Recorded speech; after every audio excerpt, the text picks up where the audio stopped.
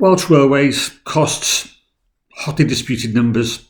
Let's try this quickly. The Welsh Rail Network, the Wales route, which includes part of the network in England, like the Severn Tunnel and Marches Line, is about 10 to 11% of the UK network.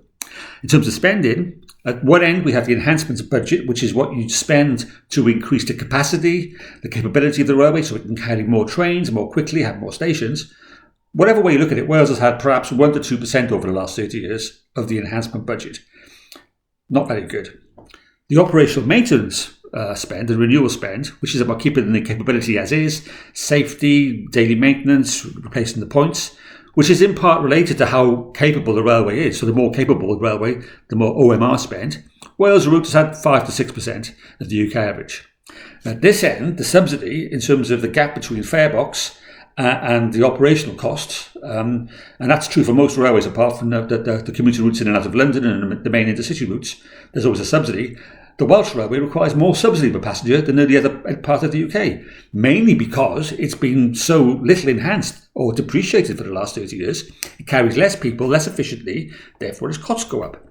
The bizarre thing is the Welsh Government is responsible for the subsidy, but it is not responsible for making strategic decisions on investing and expanding the capability of the underlying network.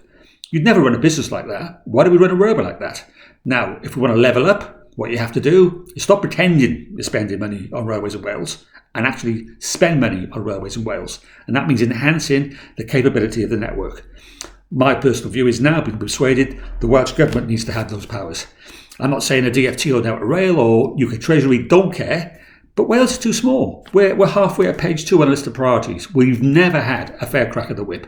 If we want to get our railways invested, enhanced and integrated with local bus services and delivering our climate change obligations, the Welsh Government absolutely needs the powers and funding over rail infrastructure to deliver a more equitable and more efficient railway.